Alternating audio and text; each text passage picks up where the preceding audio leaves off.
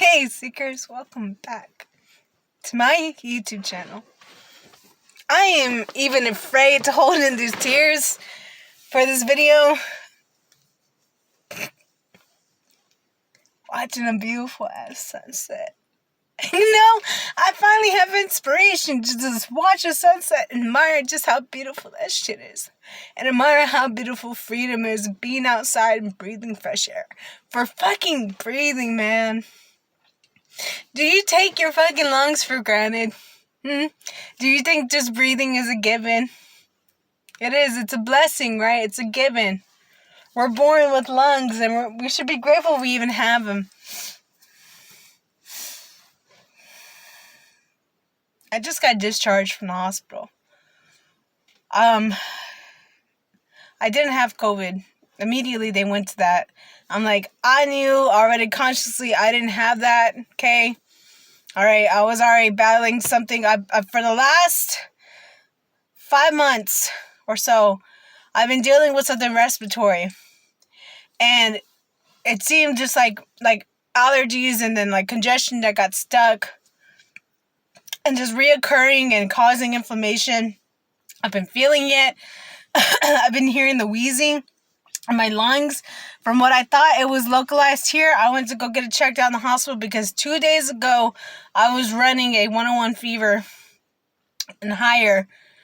And I was just feeling just sick and out of it.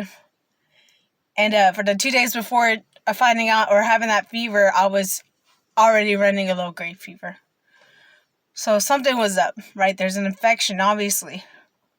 So I get to the hospital, and I go and get checked, and they just kind of do, like, the surface-level stuff, and, they take a x-ray of my chest, to see what's going on inside, just look at my lungs and everything, and then they do blood work and blood cultures and stuff.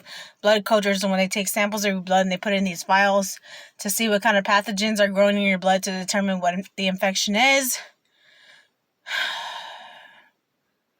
Well, I'm already about 2 days in the hospital, and I haven't had any sort of treatment for my lungs directly, or even getting test samples for my lungs directly. I understand the blood's connected to the lungs, but it's not to the percentage that one would need to determine what type of bacterium or virus is in the blood directly in here. Because something that affects in here most likely hasn't traveled all the way down yet. You know what I mean? Or gone throughout the whole body. I wouldn't know. I'm not a pathologist or whatever. But still, it's just like I needed something more direct, and I wasn't getting that from the hospital. All I was getting is that, because yes, I'm a dialysis patient, you're excessive fluid. Well, yes, the fluid is in my lungs. It's not in my legs. It's not in my arms. It's not in my stomach, like where you would think typically with the dialysis patient, fluid would accumulate. So that's why I started having it, because if for regular dialysis patients, they need to have fluid removed in order to stay healthy, because the more fluid overload, it can go into the lungs. But that's the thing. This fluid that they were talking about wasn't a traditional pulmonary edema. Traditional pulmonary edema loads up the bottom half. So this is the lung, right? One part of the lung, one lung, the other lung here, the trachea in the middle. So with pulmonary edema, you'll usually see part of it cut off here. It'll be just solid white, and you'll know that's a fluid overload, okay? And then you'll see a lining around the lungs that's indicating the lungs are filled in a sac of fluid, which is another type of pneumonia, right? So what the doctor tells me, and I actually have a CDN in my bag back home, she tells me, there's fluid dispersed around the lungs and around the heart. But I'm like, it's not on my heart, it's around the lung, because that's what I was told. So there was this back and forth notion about how if I go to dialysis and I remove fluid, that it would take off the fluid in my lungs. But I told him, I said, every time I remove fluid on dialysis, even 0.1 or 0.5 off of me, I will cramp, throw up, or pass out. So that's not going to work. So how are y'all going to remove fluid from me if it's not even to the maximum percentage, because I asked her, I said, how much percentage does dialysis remove fluid from the lung? Oh, not that much, she says. That's not a guaranteed answer. I need something invasive, something that's going to go in there directly. I need somebody to get some answers from me directly instead of just doing this basic kind of stuff. Y'all pull me back here and y'all give me a room, not to just tell me surface level things. And then they go on saying that the lymph nodes in my lungs are swollen. Oh, it could be just a reaction because of the inflammation going on. I'm like, no shit. That's the same thing that happened. This is the same thing that happened when I had cancer back in 2014. That's the same thing. There was an inflammation in the body. And the lymph nodes up here were swollen. And I had a tumor in that lymph node. So when they said that, I just looked at them and I said, I already know where this is going. This is cancer. And I just feel like I fucking let myself down, man. I was doing so fucking good. I had everything on track. I had everything. My levels were great. I was feeling great. And then, boom, it just hit me out of left field. It just got me sideways like a fucking linebacker. And I'm like, shit. I really feel like as if I just let myself down. And I can't even feel sorry for myself because I have people here with me who admire my strength and who see how strong I am. I'm being reminded of it all the fucking time. And I know I'm allowed to cry because vulnerability is the strongest fucking thing you can have. Right? But you get so strong to the point, it's like, who can you really lean on when the tough gets going? And I love my friends, don't get me wrong. And I love the people who genuinely care about me. This is hard because it's like I can't hold hands walking on this road. Can't be holding hands walking on this road. So anyway, they said something about,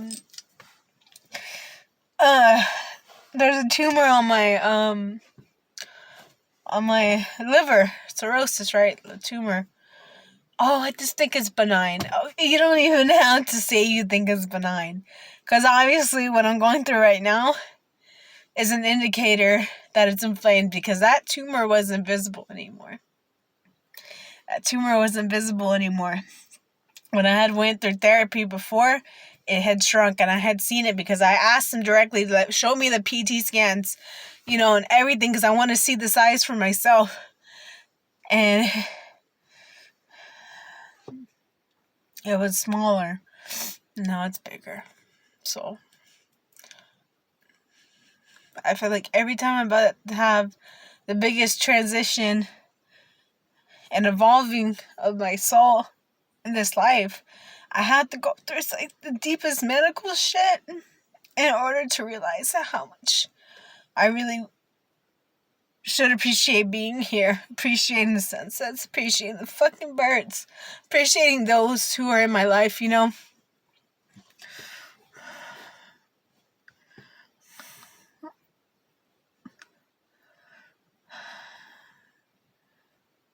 And I could see it now. I mean, I'm not afraid people judge me. I can imagine people saying, well, you should have been eating alkaline. You should have been just treating yourself right, doing the right breath work, doing all this stuff that could have kept your body working at its full maximum. And you know what? Maybe some parts of you are right. But no one's there to pass judgment on me when you haven't even been through this yourself. You know what I mean?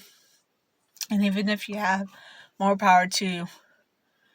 Because for some reason my ego is just letting me struggle right now, and I'm allowing it to take full credit for allowing myself to ever get back in the same shit that got me sick in the first place. I never wanted to have an inflamed body again. I even said at the hospital, it's like, this isn't my life anymore. I'm gonna have to fucking take this from now on.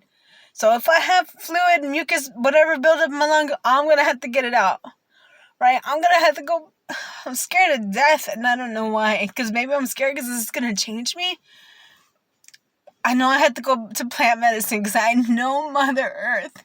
She has the power to fucking heal people, man. And I'm trying to find a natural pathologist, something, or like a medicine person or somebody I can work with who can help. As much as it's hard to just actually reach out a hand and ask for help, I know the help is there. And I welcome that. I welcome God's help. I welcome Source. I welcome the universe to throw in anything that aligns with me. And even if this is the shit that aligns with me, to push me further into the medicinal path, push me further into trusting Mother Earth, then this is what's going to have to be, or otherwise I'm going to end up dead. I'm going to fucking end up crippled, and I'm going to end up dead.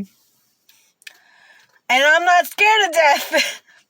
But what frightens me the most is being a fucking human with emotions, is not being able to finish what I need to do. I have a mission, man. I have so much to do in this life, and I can't allow myself to just shorten it because I'm not ready or I'm afraid. It's like a fucking crazy ass dream, if you tell me. I'm just tired of the runarounds. I need something thorough.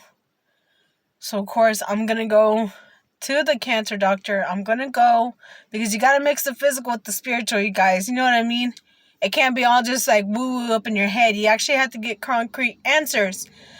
But when I say I'm going to go to a pneumologist, which is a lung doctor, when I say I'm going to a cardiologist, heart doctor, when I say I'm going to go to an oncologist, a cancer doctor, of course it's going to be money in my pocket and I'm going to be broke up the ass, but at least I'm going to get an answer as to what the hell I'm going through, which is, of course, disease in the body, inflammation. But I want to know specifically if this has to do with what, and what do I need to do before it's too late, before I have to leave and reincarnate and just have to forget and remember everything all over again.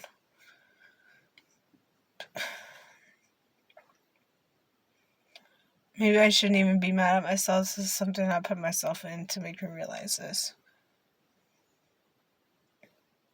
I don't want to walk down that path no more. Having to depend on such a medical system that depends on running their business just to make you sick.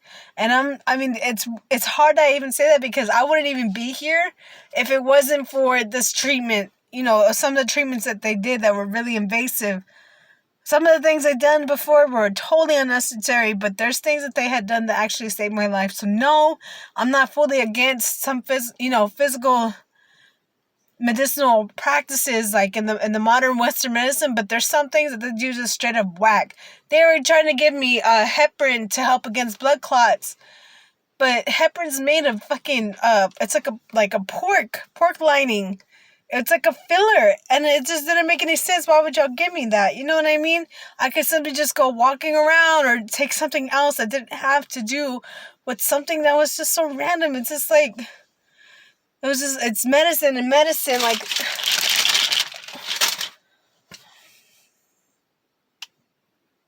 it's like, damn, did I fucking reincarnate here to have to depend on such a system? I mean, I have every right to just want to fucking die. Do I have to live here like this? So, legacy, I gotta spit, but I don't want to open the doors. Fucking wasp and mosquitoes outside. No, I don't want to do it.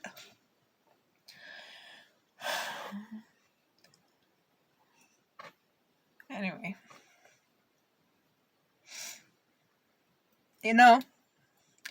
Some of the strongest souls that don't always show it until times like this. Anyway, I'll talk to you guys later. Bye.